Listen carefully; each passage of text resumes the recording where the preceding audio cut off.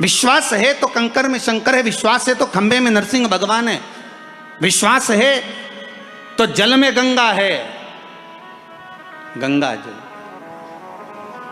और विश्वास नहीं तो कोई।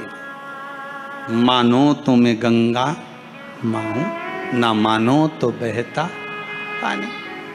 अब ये तो आपके ऊपर है, आप चाहें तो बहुत दूर जाकर भगवान को ढूंढना चाहोगे, और नहीं तो आपके ही पास में, आपके ही घर में, आपके ही करीब में, आपके ही हृदय में शिव तत्व बैठा है, शंकर विराजमान।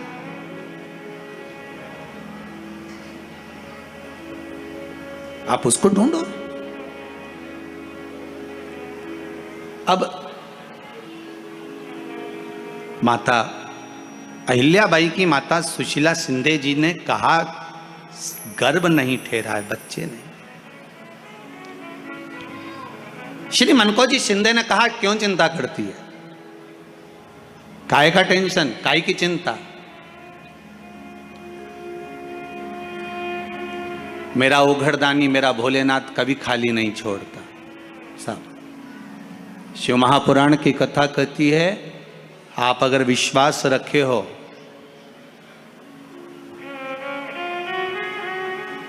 सफेद आंकड़े की जड़,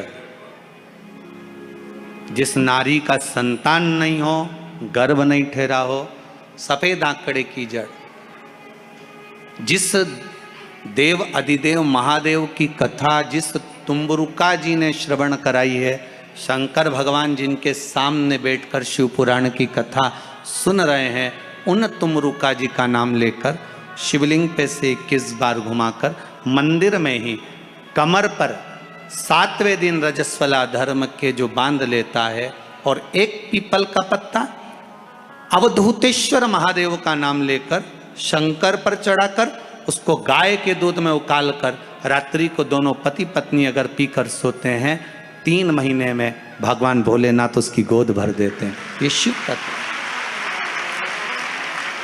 शंकर देता जरूर है। माता अंजना के यहां स्वयं शिव महापुराण की कथा कहती है, स्वयं शास्त्र वर्णन करता है, माता अंजना माता के गर्भ से संतान नहीं हुई। 42 वर्ष की माता अंजना हो गई थी, और 42 वर्ष की होने के बाद भी माता अंजना के गर्भ से संतान नहीं थी। जब संतान नहीं हुई तब बार बार निवेदन करा महाराज केसरी से, तब नहीं संतान हुई तब अपने पिता से जाकर निवेदन करा, पिताजी। गौतम बाबा से निवेदन करती है माता अंजना कि मेरे गर्भ से संतान नहीं, मुझे औलाद नहीं, क्या करूं। तब गौतम बाबा ने कहा, एक पार्थिव शिवलिंग का निर्माण करो, मिट्टी का शिवलिंग बनाओ, उसकी पूजन करो। और माता अंजना उस मिट्टी के शिवलिंग के पूजन में ऐसी लीन हो गई, ऐसी लीन हो गई कि मिट्टी का शिवलिंग का निर्माण करती, पूजन करती। एक बार देवाधिदेव महादेव ने कह दिया, जाओ पार्वती, जरा जाकर पूछो कि अंजना को चाहिए क्या, अंजना माता को चाहिए क्या।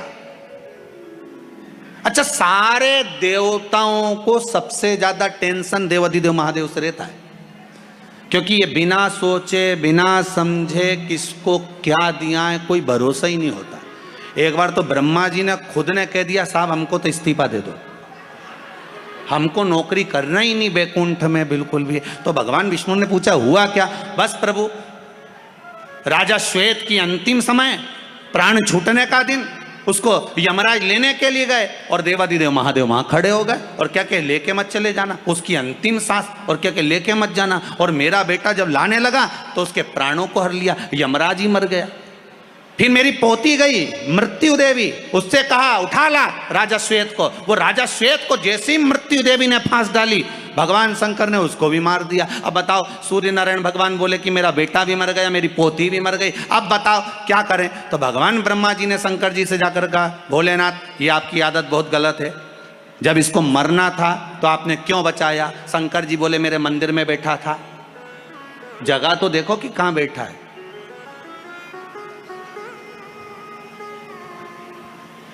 ब्रह्मा जी ने भगवान विष्णु से कहा, हमको ये काम नहीं करना, आप तो हमारा इस्तीफा स्वीकार करो। भगवान विष्णु ने शंकर जी से कहा, भोलेनाथ जी अब इनके बेटे को, सूर्य नारायण के पुत्र को और पोती को जीवित करो। शंकर भगवान करे, एक शर्त पर जीवित करूंगा, जहां मेरा भजन हो रहा हो, जहां मेरी कथा हो रही हो, अगर कोई महामृत्युंजय मंत्र का जाप कर रहा हो, श्री शिवाय नमस्तुभ्यम जप रहा हो, शंकर का पंचाक्षर मंत्र नमः शिवाय जप रहा हो, शंकर जी कहते हैं उस समय पर मृत्यु उसको ना घेरे।